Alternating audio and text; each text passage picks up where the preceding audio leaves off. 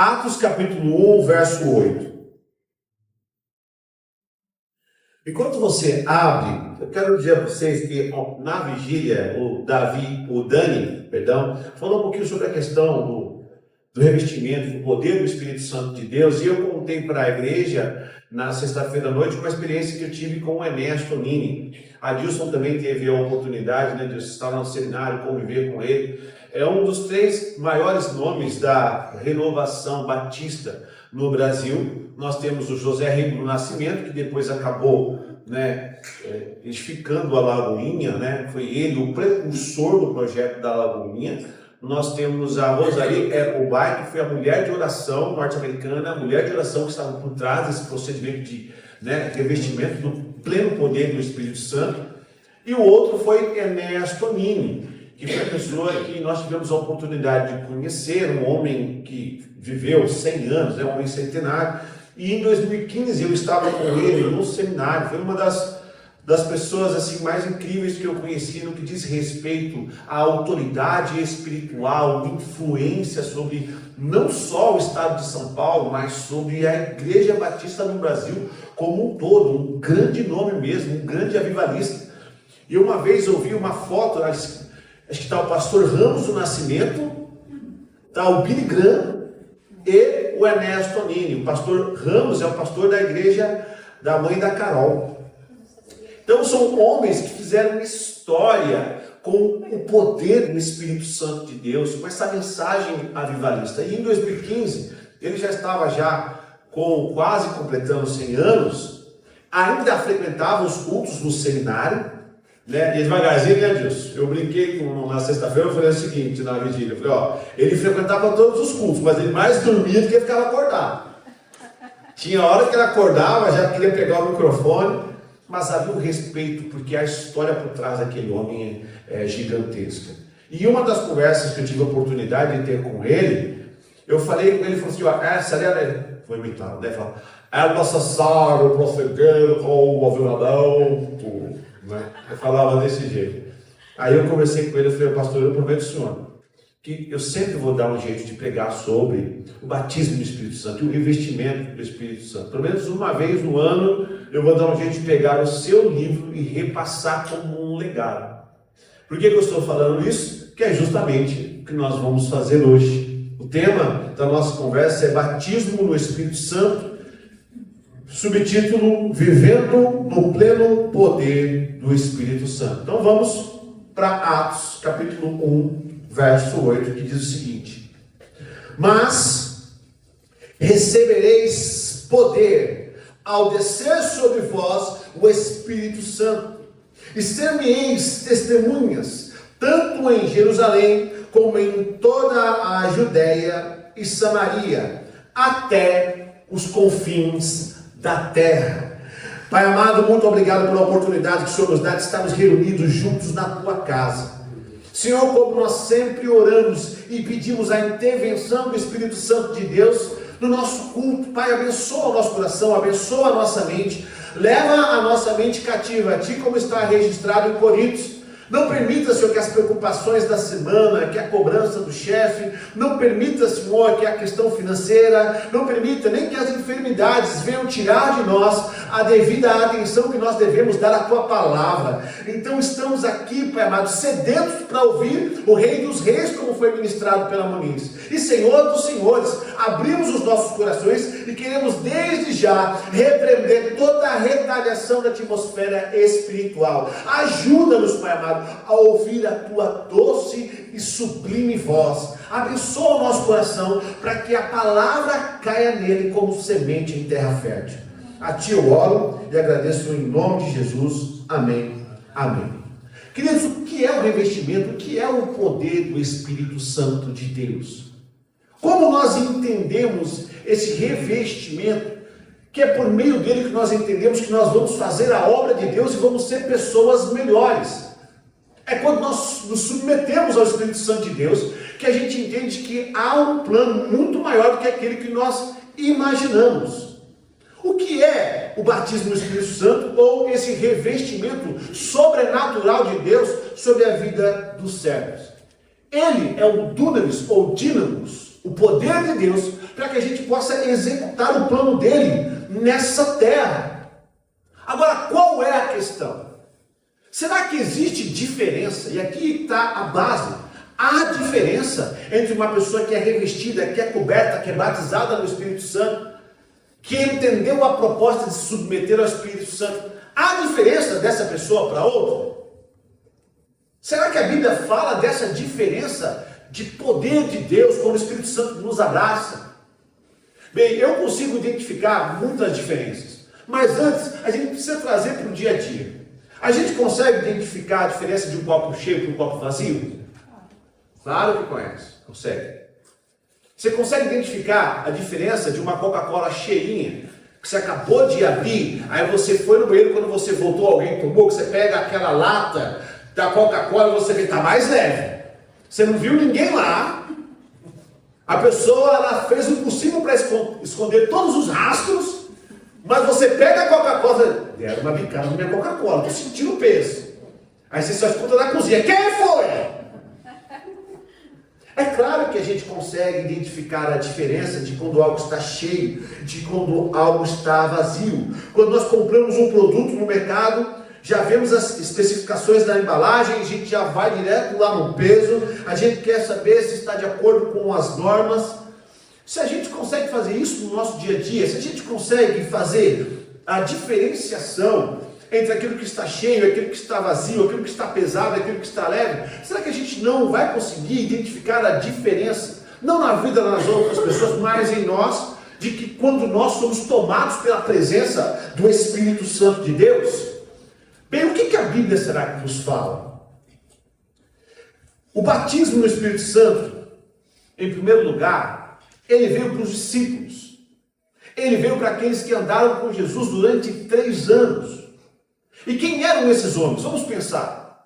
Havia Pedro que negou Jesus Cristo. Você tinha lá o nosso querido Pedrão, que puxa a faca, passa na orelha de Malco, completamente revoltado, não entendeu a proposta do Evangelho, e que, mesmo sendo tão corajoso diante de um dos soldados do sacerdote, quando foi perguntado para ele se conhecia Jesus, o que ele fez?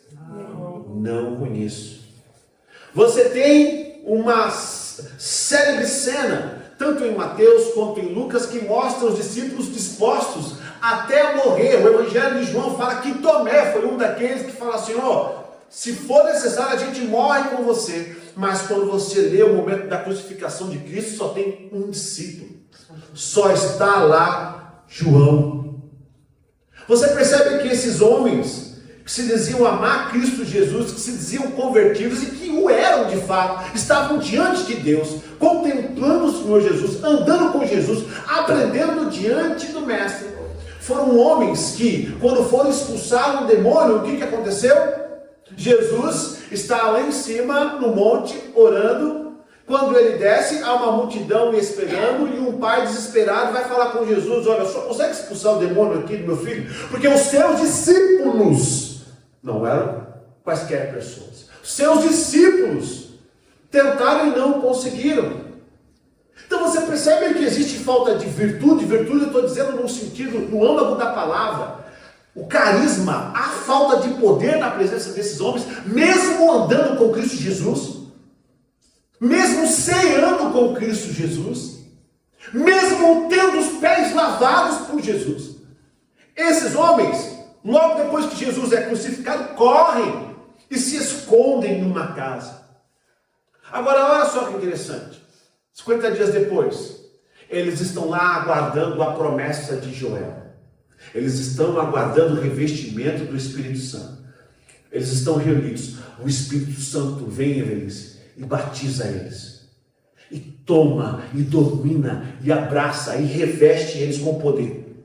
E aqueles mesmos homens, e aquele mesmo Pedro, e aqueles mesmos discípulos, que não conseguiram expulsar o demônio, que negaram Cristo Jesus, em Atos, capítulo 2, verso 41, também Atos 4:4, começam a pregar o Evangelho. Em Atos 2, 41, diante disso, os que aceitaram a mensagem foram batizados, e naquele dia houve um acréscimo de cerca de 3.000 pessoas que foram batizadas e que aceitaram Jesus Cristo porque eles pregaram.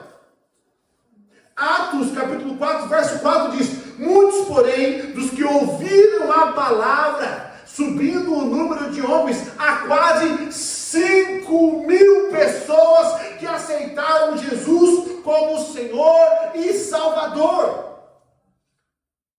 Queridos, homens que não conseguiam expulsar demônios, que correram quando teve a vida ameaçada, agora estavam dispostos não só a morrer por Cristo, mas a efetuar o trabalho de maneira poderosa, e o fizeram de tal forma que Pedro prega e 3.000 pessoas aceitam, e depois prega o evangelho de novo e chegam mais pessoas a serem atingidas pelo poder do evangelho que saiu da boca daqueles homens, e exatamente 5.000 pessoas aceitaram Jesus. Então é realmente o que aconteceu em Pentecostes. Essa é a pergunta que eu deixo para você: o que aconteceu em Pentecostes? O que houve que transformou a mente, o coração, a alma, o fulgor desses homens? Para você ter ideia, a igreja de Jerusalém tinha milhares de membros, mas milhares de judeus convertidos. No entanto, quando os 12 foram orientados a escolher um discípulo, ou diáconos, melhor falando, sabe o que eles fizeram? Vamos fazer o seguinte, está lá em Atos capítulo 6, versos de 3 a 6. Você não precisa pegar agora não, porque são muitos textos. Mas olha só que interessante. Está cheio de gente, cheio de judeu convertido, a igreja de Jerusalém, e eles falam: ó, vamos escolher discípulos? Vamos. De qual forma vai ser? Olha que interessante. Escolhei, pois, irmãos, dentre vós, 7 homens de boa reputação, cheios do Espírito Santo e de sabedoria, aos quais constituamos sobre este importante negócio. Na hora de selecionar os homens, eles foram selecionar aqueles que estavam cheios do Espírito Santo. Amados, a diferença é grandiosa. Os apóstolos começaram a ganhar mais almas para o Senhor em número absolutamente ou absurdamente superior depois de Pentecostes.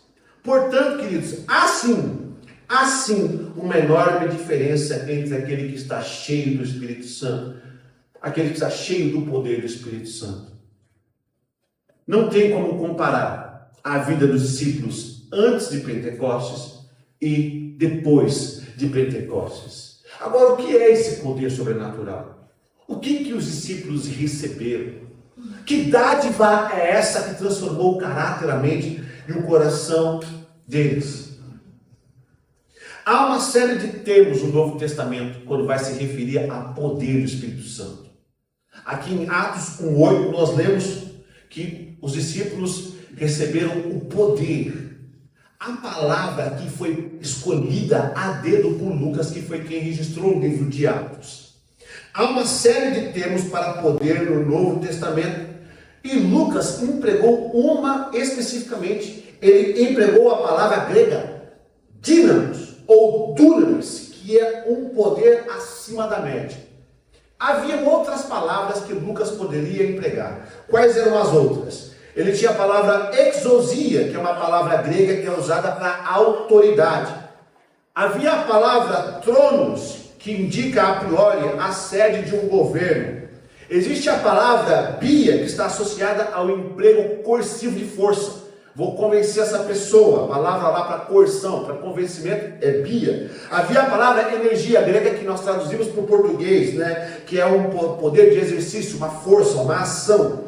Existe a palavra ixis, que significa força física. Igual a palavra kratos, para quem joga aí PlayStation, tem lá o jogo Kratos, né? Do God of War. É essa mesma palavra, é grego. Kratos indica força física, a pessoa capaz de levantar um peso. Existe também a palavra keras, que por sua vez significa força para julgar. Mas de todas essas palavras, de todos esses sinônimos, Lucas escolhe uma. Ele escolhe dínamos ou dunamis, porque essa palavra está intimamente relacionada com um poder acima da média. como uma manifestação sobrenatural que vai além da compreensão do homem, da contenção do homem. É um poder que vem como dinamite. Daqui vem a palavra dinamite. Dunamis ou dínamos. É um poder que explode para fora, que atinge quem está do seu lado, que afeta a região onde está. Para você ter ideia, uma vez eu estava assistindo uma explosão que ocorreu lá em Beirute, por uma conta de, eu não sei se você já viu esse vídeo na internet. Houve uma explosão em Beirute, se eu não me engano, não sei se foi 2022 ou 21, procure lá, coloca explosão em Beirute. A palavra dínamos representa aquilo, porque havia uma quantidade de gás represada debaixo de uma região e explodiu de uma forma tão grande que pessoas que estavam se casando a quase 2 quilômetros do lugar caíram com a explosão. Foram atingidas. A palavra dínamos é isso. É algo que ocorre dentro de você, que explode para fora, atingindo as pessoas, movendo as pessoas, tirando elas de onde elas estão, transformando as pessoas, mas acima de todas as coisas, transformando você mesmo, transformando o seu coração. Olha só que interessante, permanecei, pois, na cidade, disse Jesus aos discípulos, a quem ele havia comissionado para evangelizar o mundo, até que do alto sejais revestidos de poder. Jesus falando, espera, porque eu vou cobrir vocês do dunamis. Eu vou cobrir vocês de um poder sobrenatural que ninguém vai conseguir contê-los. Agora a questão é, estar cheio do Espírito Santo ou estar cheio de Deus significa estar cheio do Espírito Santo. E estar cheio do Espírito Santo significa estar capacitado para testificar de Cristo em qualquer lugar. É estar capacitado para ser um agente transformador da sociedade, da sua própria família e de vidas. É estar capacitado para tirar as almas do inferno. Aliás, é muito interessante, porque as pessoas às vezes, por isso que tem que ir no original. Recebereis poder para ser minha testemunha. A palavra no grego lá é mártires. Se você for no original grego, está lá. Você vai receber poder para morrer pela minha causa, para se entregar pela minha causa, para amar minha causa mais do que a sua própria vida. O crente possui o Espírito Santo, eu tenho certeza. Que se você aceitou Jesus Cristo como Senhor e Salvador, o Espírito Santo está dentro de você. Se você aceitou Jesus Cristo como Senhor e Salvador, o Espírito Santo está dentro de você. Mas a questão é, quando nós somos batizados, quando nós aceitamos Jesus como Senhor e Salvador e somos dominados pelo Espírito Santo, o contrário passa a acontecer. Não é que você vai ter mais de Deus, Deus vai ter mais de você. Aleluia, amém. Isso é ser cheio do Espírito Santo.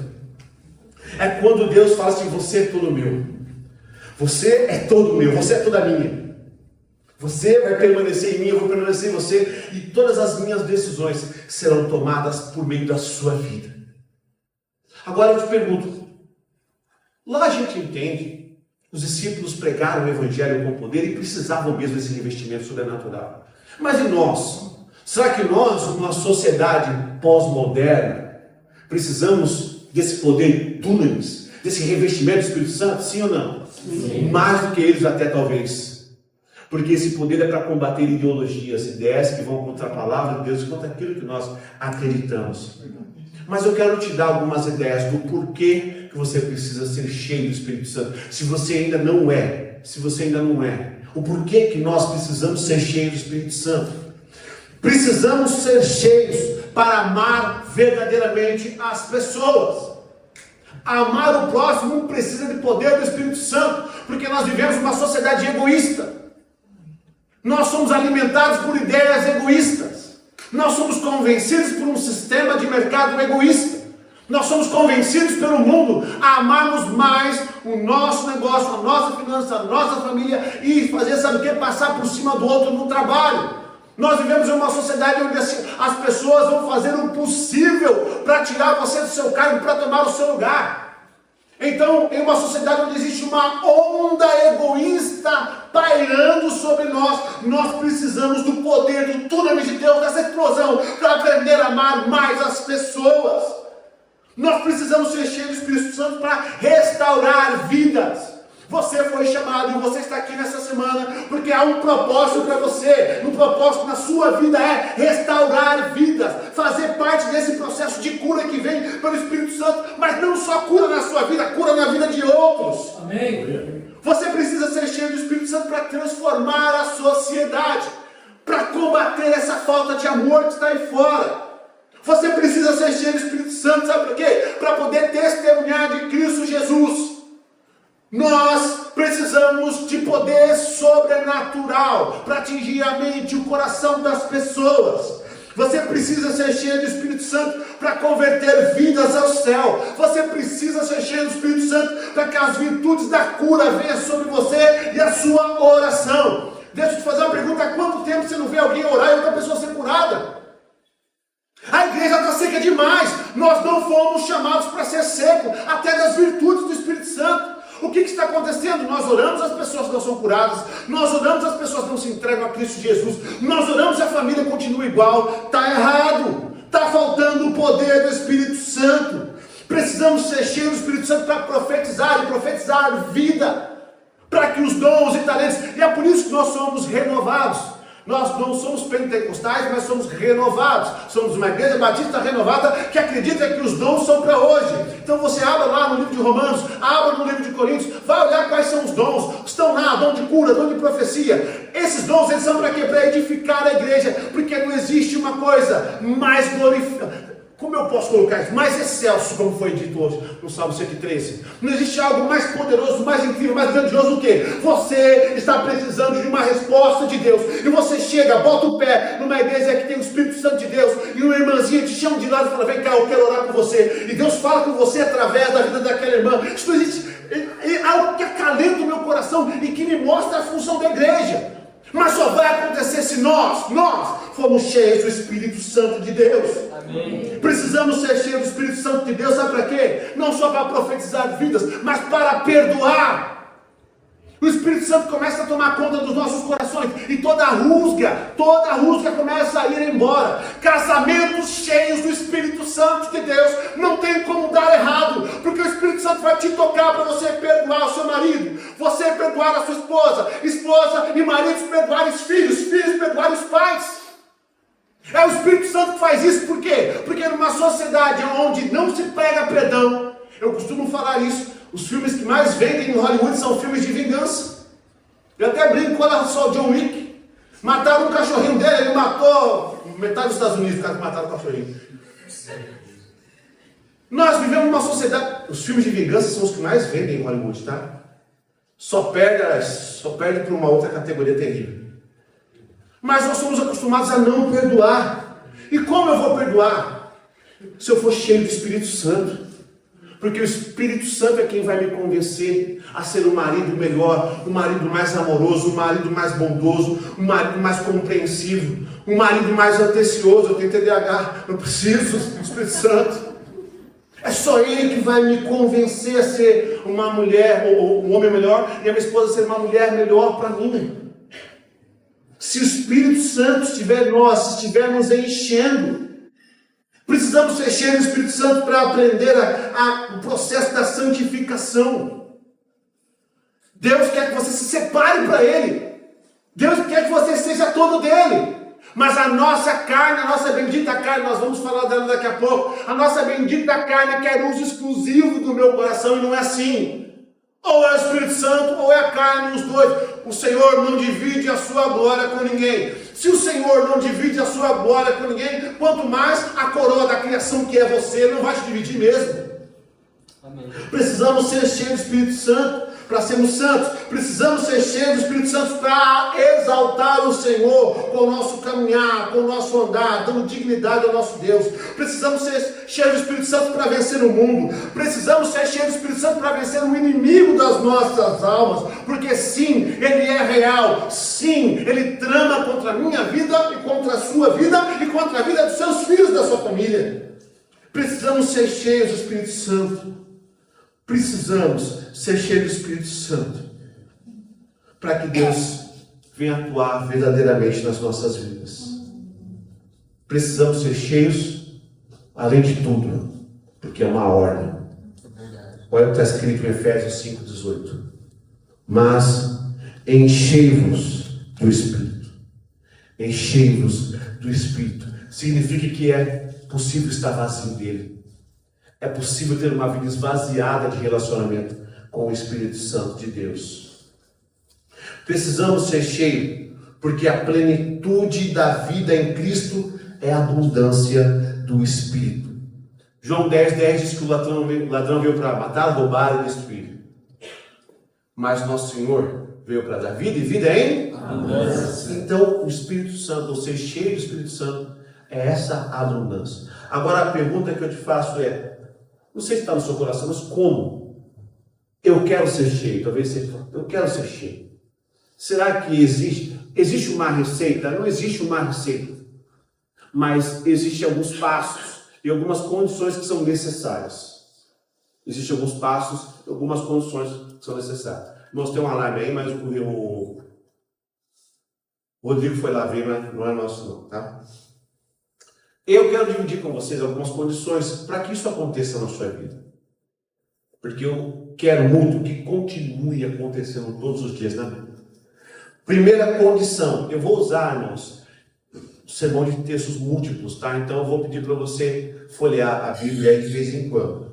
Primeira condição para você ser cheio do Espírito Santo, o tempo está voando. Apocalipse capítulo 3, verso 20. Diz o seguinte: eis que estou à porta e bato. Se alguém ouvir a minha voz e abrir a porta, entrarei em sua casa e com ele cearei e ele comigo. Queridos, a primeira condição para você ser cheio desse Espírito Santo e ter a vida transformada, como dessa maneira que eu falei, é desejar, é querer, é ansiar por ser cheio do Espírito Santo. Por quê? Porque Deus não faz nada forçado. É tão interessante, né? Como a Monize ministrou. Rei soberano, Criador dos céus e da terra, Criador de toda a natureza, Criador de nós.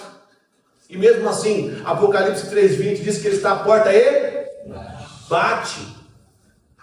Tem alguém que chega na sua casa e abre a porta com tudo? A não ser a sua sogra? Não bate, vai lá. O Espírito Santo não faz isso. Sabe por que ele bate? É um sinal de educação, é um sinal de pedido. Deus não faz nada forçado, mas pede gentilmente permissão para agir em nossas vidas.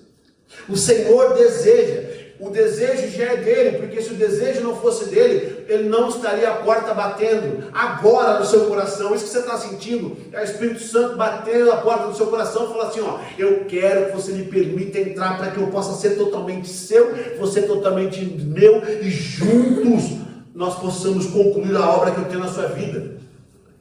O Senhor deseja conduzir as nossas vidas para um nível maior de intimidade, mas Ele não vai fazer isso sem a sua permissão, porque Ele é amor. O amor não força nada. Aliás, se o seu marido casou com você falando assim: eu vou casar com você na marra, esse rapaz não ama, viu? Chegado. Porque o amor, ele precisa conceder a oportunidade da pessoa dizer não. Esse é o amor. Amor é conceder a escolha. Deus te ama tanto, mas Ele te ama tanto, mas Ele te ama tanto que Ele está te concedendo a oportunidade de ser cheio da presença do Espírito Santo de Deus. Deuteronômio capítulo 30, verso 19 a 20 fala uma coisa interessante. Hoje invoco os céus e a terra como testemunhas contra vocês, de que coloquei diante de vocês a vida, a morte, a bênção, a maldição. Agora escolham a vida, diz Moisés ao redigir. Escolham a vida, para que vocês e os seus filhos vivam, e para que vocês amem o Senhor. A escolha é nossa. Cabe a você decidir o nível de intimidade que você quer ter com o Espírito Santo. Como pai, amados, eu oro as minhas filhas. Eu uso elas como exemplo pelo amor que eu tenho. É muito difícil elas pedirem algo e na minha mente está assim: eu não vou dar, elas que se virem. Não tem isso. Quando eu estou tendo dificuldade lá em casa, né? Porque a Manu é folgada. Gente, a gente acorda muito cedo, né? Porque a gente vai para a Carol fica muito cedo no centro e ela fica deitada. E aí eu vou lá colocando a calça, coloco uma calça, outra calça, no inverno, aí coloco uma blusa, outra blusa, e a Carol fica indignada. Menina, sai aí, fica em pé, só tem perna, só tem braço. Ela tá certa, eu tô errado. Aí eu fiz uma promessa, falei, não amor, vai acabar essa frescura. Chegar o verão, chegar o calor, ela vai trocar sozinha, vai pegar roupa sozinha. Que história é essa? Vai pegar roupa sozinha, vai se vestir sozinha. Que história é essa? Vai fazer tudo sozinha. Esse dia estava calor, a Carol falou, o que é isso? Eu estava lá colocando a calça dela. Mas, claro, nem sempre sou assim, às vezes eu sou mais Deus. Por que você está rindo? Por que você está rindo? De vez em quando eu fico bravo, meu irmão. Carol contigo. Aí eu fico pensando assim, se eu tenho esse coração tão mole, imagina o Deus que me criou. Então a única coisa, queridos, que vai impedir você de ser completamente cheio do Espírito Santo é o seu próprio coração. A chave está nas suas mãos, só que a porta está trancada por dentro. Cabe a você querer abrir. Mas seja, eu estou dizendo, irmãos, eu estou vivendo um momento tão bom com Deus, que eu quero mais dele, mais dele, mais dele a todo momento, a todo instante, e vou falar para você que está sendo o melhor momento da minha vida. Desejo isso para você também. Então a primeira condição, queridos, irmãos, nós podemos passar hoje uns 6 minutinhos. Porque olha, está sendo. Então a primeira condição é desejar. A segunda condição é tentar ser rápido. A segunda condição é crucificar o eu, que é difícil. Olha o que diz Gálatas capítulo 2, verso 20. Já estou crucificado com Cristo e vivo, não mais eu, mas Cristo vive em mim. E a vida que agora vivo na carne, vivo-a pela fé do Filho de Deus, o qual me amou e se entregou a si mesmo por mim. O apóstolo Paulo está dizendo que acabou Paulo na vida dele. Então, assim, agora não vivo mais eu. Agora, o que vale não é mais o meu RG, o meu CPF, nada. Agora é Ele. Se quisermos viver na plenitude do Espírito Santo de Deus, precisamos acertar as nossas contas com o Espírito Santo, queridos. Sabe por quê? Ernesto Nini sempre falou isso.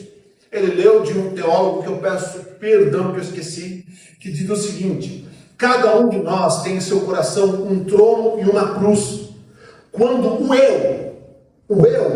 velho homem, está sentado no trono, Cristo ainda está na cruz, que ele não pode fazer nada. As mãos, os pés do nosso Senhor continuam cravados, ele não pode fazer nada por mim. Mas quando eu saio do trono da minha vida, eu falo, Senhor, se assenta. É o Senhor quem manda, é o Senhor quem toma as decisões, é o Senhor quem fala. O meu eu vai se calar, queridos. Você pode ter certeza que o Espírito Santo vai te inundar. Sabe por quê? A nossa carne é pecadora. Ela é resistente, como aço, no que diz respeito a ceder lugar para o Espírito Santo de Deus. Nós achamos que é um processo, às vezes, até difícil de se fazer, porque a gente não quer. Nós não podemos mentir, irmãos. Nós não queremos abrir mão. Mas como seremos cheios de Deus se ainda estamos cheios do nosso eu? O eu, ele é egoísta. O Espírito Santo não é. Então não dá para conviver junto. Não dá. O eu é egoísta. O eu se justifica, pois nunca está errado. Você conhece alguém assim? Nunca está errado. Nunca está errado. O eu segue o seu próprio caminho e nunca pensa nos caminhos do Senhor. O eu só quer fazer a sua própria vontade. O eu busca a sua própria glória. Deus não pode se manifestar ao mundo através de nós se ainda estamos cheios dos nossos carrapichos. Se ainda tiver muito do João, o que eu vou oferecer para o mundo?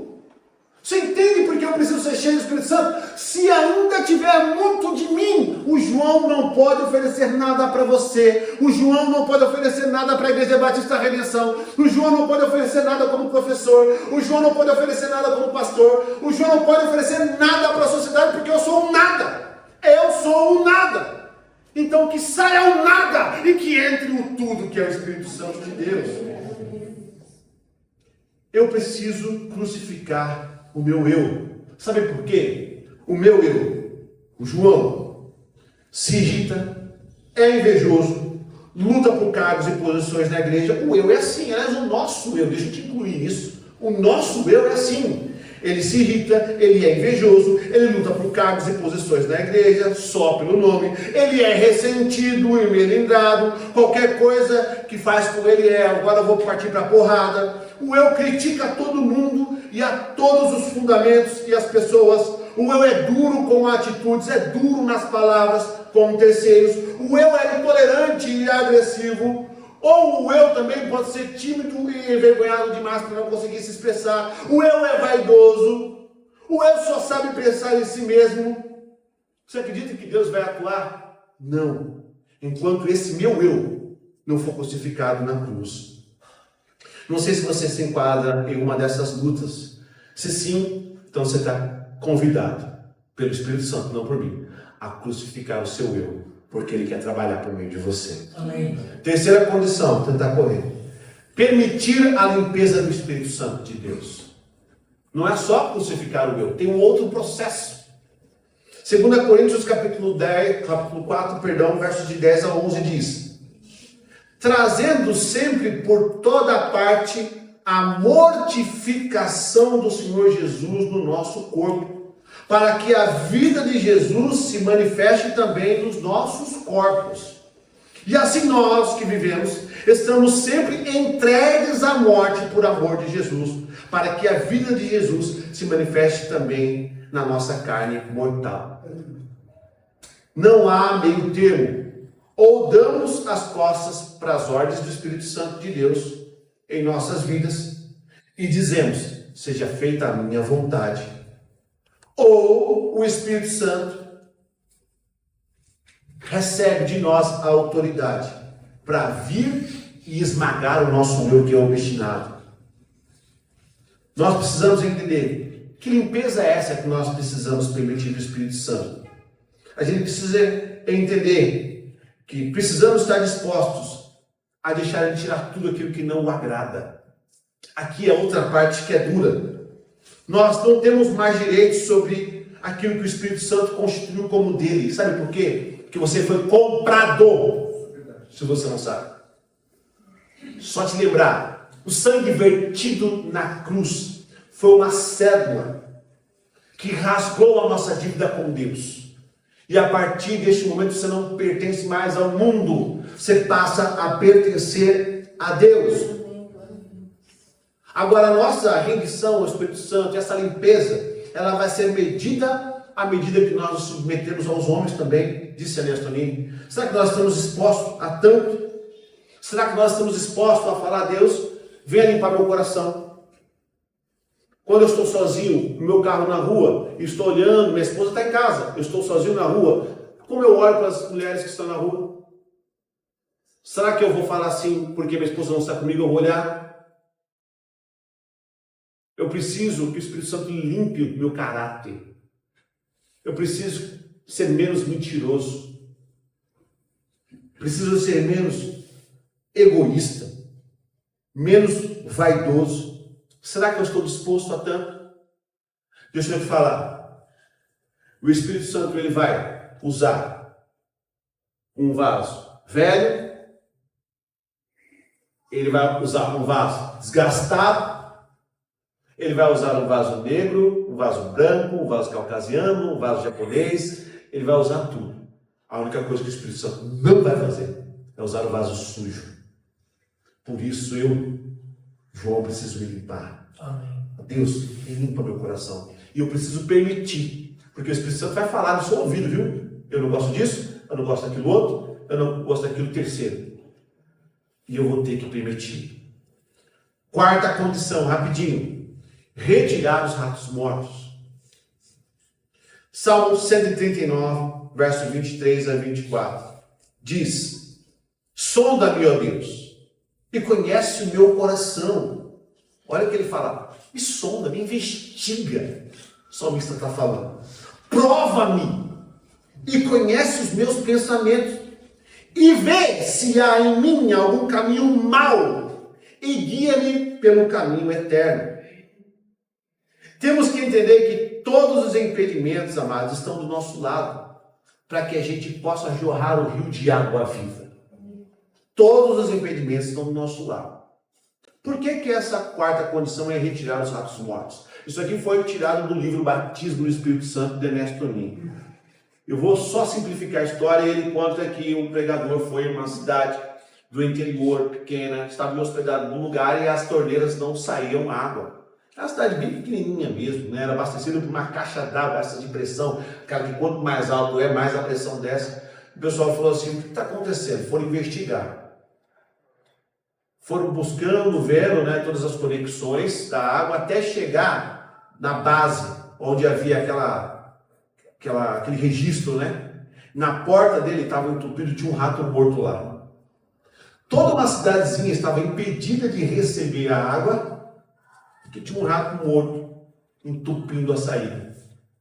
Quais são os ratos mortos que impedem o Espírito Santo de fluir água viva por meio de você?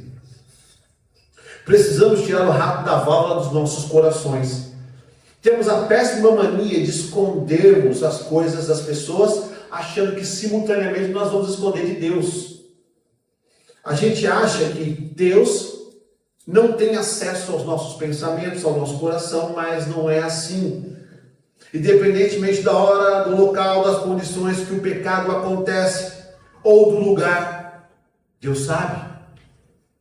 Não se trata apenas também de pecados, mas de algumas síndromes comportamentais, sabia?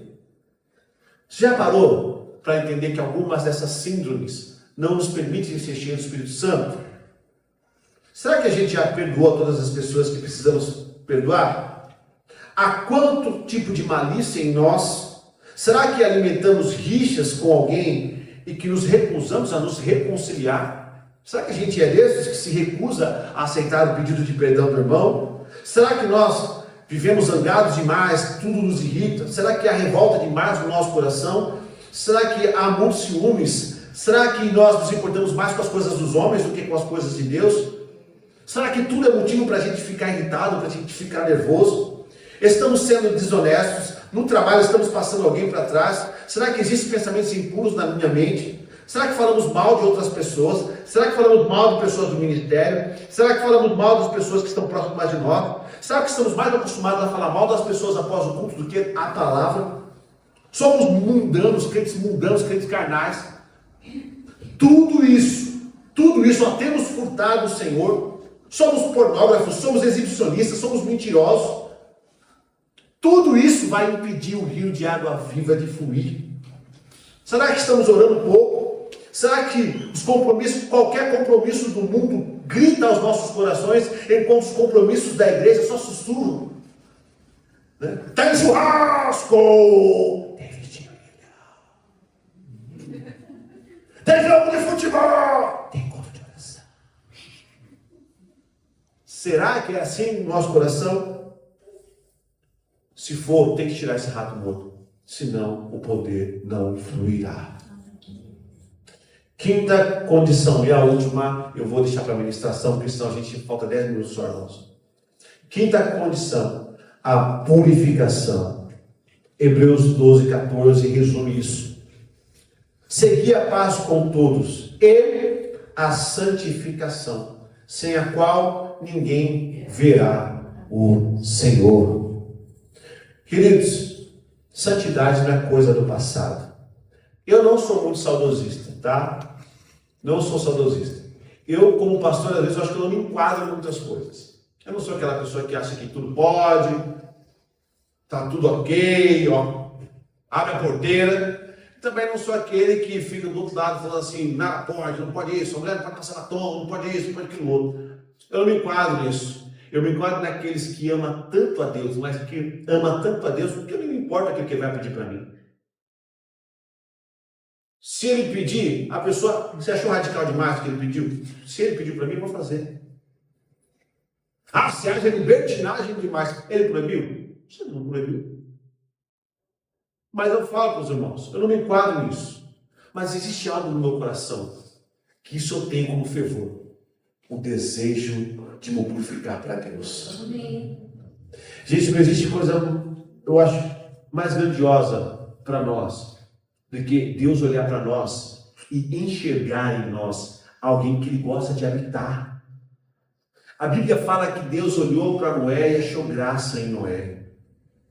Eu quero ser esse homem. Se é necessário purificação para receber isso, se é necessário eu entender que eu pertenço a Deus, se é necessário eu falar, Pai, limpa-me da cabeça aos pés, então limpa-me, Senhor. A Bíblia fala que o mundo jaz no maligno. Nós não podemos nos misturar com as coisas do mundo. Nós não podemos misturar coisas santas com coisas profanas. Aquilo que é santo é santo. Aquilo que é profano é profano. Então aquilo que Deus não aprovava há 2000 anos atrás, a Bíblia fala que Deus não muda. Então não, é a mesma coisa hoje. Por que eu vou aprovar? E tem pastor forçando, tem pastor violentando a Bíblia para tentar inserir uma heresia. Que é da brecha? Eu não. Gente, eu quero Deus na minha vida. Eu quero Deus. Se o mundo jaz no maligno, não podemos nos misturar com ele, tomar a sua forma. Há uma mistura de valores tão grande que estamos trazendo o mundo para dentro da igreja e achando normal. Devemos esquecer a teoria do nada a ver, querido, que essa palavra o diabo colocou na boca de muita gente. Isso aí, nada a ver. Aquilo outro, nada a ver. Imagina. Se Deus exige purificação para que eu possa vê-lo, não sei quanto a vocês, eu vou purificar. Sabe, irmãos, para a gente encerrar, quero chamar a banda para vir aqui, por favor. Tinha mais uma sexta condição, mas eu vou fazer dessa sexta condição a minha conclusão. Sabe, irmãos, eu acho muito interessante assim. As pessoas fazem tudo com ídolos humanos.